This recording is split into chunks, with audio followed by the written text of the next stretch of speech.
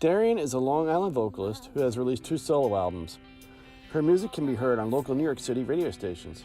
Her song Fly Away has been adopted by the Cystic Fibrosis Foundation. Darien is also in the Pat Benatar tribute band Fire and Ice, endorsed by Pat Benatar and Neil Giraldo themselves. Darien, how are you doing today? I'm doing amazing. Thank you for having me. Thank you. What got you interested into singing and being a rock and roll? Okay. So I have been singing my entire life. My husband was always pushed me, do your music, do your music. I didn't know where to begin. One of our friends who likes to win a lot of things on the radio won tickets to Smooth Fest. I had no idea what it was. It turns out that all these skyboxes up on the top of the club were full of record labels. So I went to the radio station, I asked for 2 VIP passes, which I still have, went up the stairs, and there's all these skyboxes, Sony records, Nervous records, everything you could possibly imagine. Any label that was up there had a skybox. But Sony was kind of like, they were guarded, couldn't get in there. I'm like, oh, well, that's obviously the one I need to get into. I tried to walk in there, and the guy was like, yeah, where you going? I'm like, in there. He's like, yeah, no, you're not. It's okay, fine, whatever. So then I went into one of the skyboxes. I don't exactly remember which one it was. So basically they said, listen, this is how it works. There's a lot of executives up here. You need to just find your way into a one of these skyboxes and get to meet people. And I saw a guy in the very back corner in the dark. Comes up to me, he's like, hey, how are you? He was in a small label called Now and Forever Records, and he's like, you know, what do? You have a demo? I said, yeah, no, I can sing, you know, my friend won tickets, I'm here. He said, well, maybe you can send me something. I said, you want to go into the bathroom? Now, not knowing what that was going to sound like, because I know it's good acoustics. He's like, yeah, all right, let's go to the bathroom. So grabbed him into the ladies' room. And he's like, what do you want to sing for me? And I'm thinking, I have no idea. So I broke out that holiday song, that chestnuts roasting on an open fire, belted that out. He's like, what is happening? Out of one of the stalls comes the president of Nervous Records, who goes, girl, that was amazing. I don't know who you are, but something's got to happen. So I find myself now working with this tiny label in Springfield Gardens, Now Forever Records. So they said, here, take these words. I'm like, okay, what do you want me to do? Get in the closet. I don't know if they locked me in. And I said, okay, play the music. Put the headphones on for the first time. And I said, play the music. What is it? I said, wow, this is really slow. Can I sing this any way I want? And they're like, yeah, do it. So instead of it being, get on up, yeah, get on up, yeah, I said, get on up, yeah, everybody! And I just started singing my own stuff. Finished, they took that, they remixed this song, and they landed up playing it all over the island. So I was landed up in this little studio in Springfield Gardens, and this guy came in and said to me, hey, you know, my name is Speedy. Do you have any idea you're being played all over Long Island? And I said, wait, what are you talking about? So he ended up filling me in what was happening. At that point, I said to the guys at the small label, what's happening? I have no idea, but there's something's wrong here.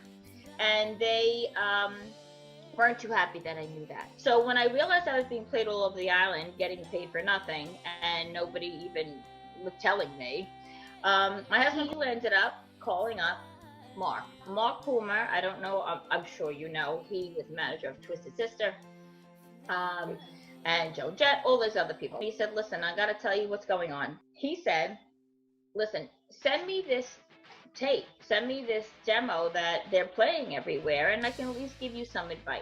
So we spoke for about 2 hours. He's like, I listened to your tape. I believe that you could be bigger than Taylor Dane, and I really want to represent you. I said, oh, okay, what does that mean? You know, he went to Hamilton Bohannon because it turns out that Get On Up, yeah! That Get On Up was a sample from a Hamilton Bohannon song called Let's Start the Dance. So the people at the first little tiny label had no no authority to be using that sample, and now it's being played everywhere. He called up Hamilton Bohannon, let him listen to the track, and he's like, you tell her she can have it and she can remix it. And he represented me for almost a year and a half. And I did 2 albums of my own original music. I had Scott Shannon playing my music for free, so I was getting airplay.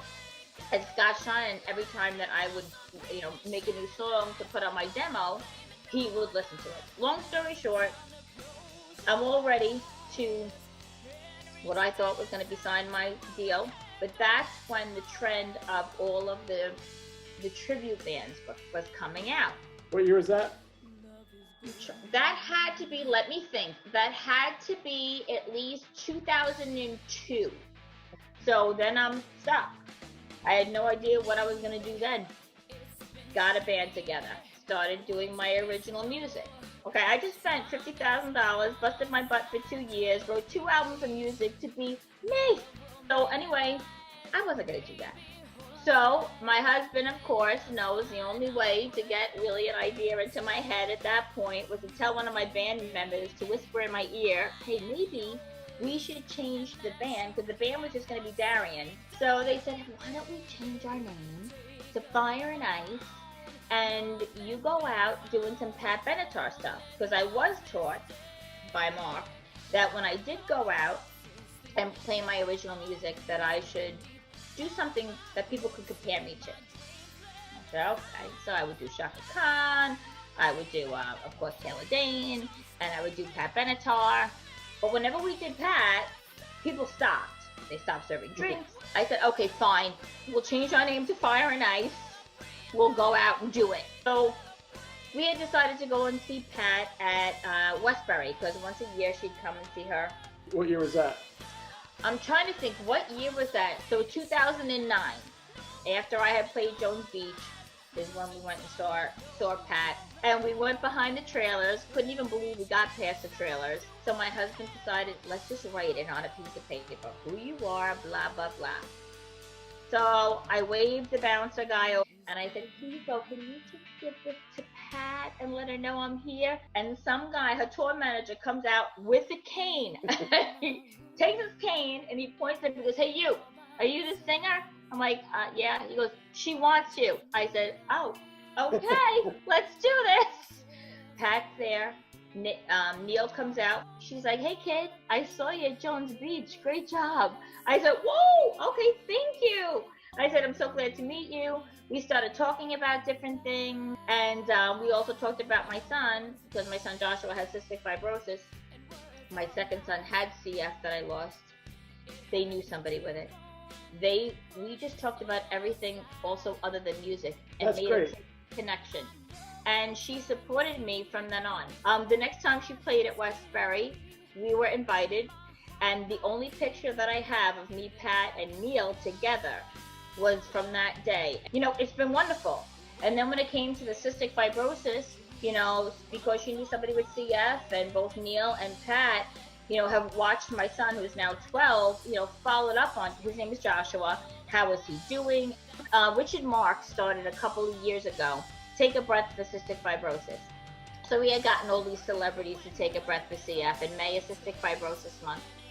So we reached out to Neil and Pat, and they were the first people to send a video, and then we have it. I have played it for some of my audiences. For them to do that and say they're doing it for their good friend Joshua, was huge. They've invited us to the Paramount when they played, and put us up in their family booth where they turned and sang to Joshua, We Belong. It's really cool that you developed that kind of relationship. Because they're good people, and she understood. Well, it was really great talking with you today. It was great talking with you too. Thank you.